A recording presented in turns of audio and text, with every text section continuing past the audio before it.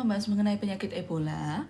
Jadi kalian diminta untuk membaca artikel tertentu yang membahas mengenai Ebola, tapi kalian juga diminta untuk mencari artikel lain untuk menambah wawasan atau pengetahuan kalian tentang penyakit ini.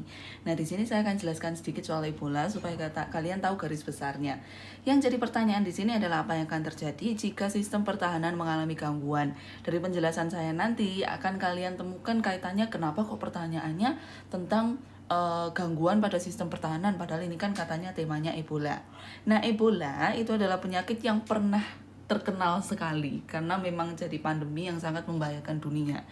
Virus yang menyebabkan penyakit ini adalah virus Ebola. Jadi penyakitnya diambil dari nama virusnya sendiri, jadi virusnya Ebola. Kemudian ditemukannya di daerah Kongo, itu adalah daerah perhutanan gitu di benua Afrika. Jadi ini pertama kalinya virus itu ditemukan di Kongo, Afrika. Secara lebih tepatnya lagi, virus ini tuh ditemukannya di sungai yang namanya Sungai Ebola. Nah, jadi dari namanya itu asal-muasalnya dari sungai ini, kemudian virusnya diberi nama virus Ebola, dan akhirnya penyakitnya sendiri dipanggil sebagai penyakit Ebola. Penemuan di Kongo ini pertama kali terjadi di tahun 1976 oleh seorang ilmuwan dari Belgia. Jadi penemuan virusnya 1976 dan awalnya ini pada hewan. Jadi menular dari hewan ke manusia. Ya, karena mungkin memakan daging hewan yang tidak dimasak secara sempurna sehingga virusnya ada di sana, akhirnya terbawa ke tubuh manusia.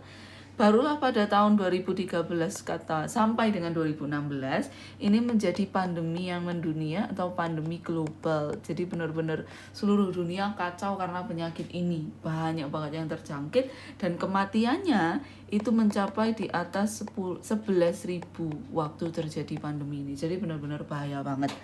Nah, sekarang masuk ke serangannya ke manusia.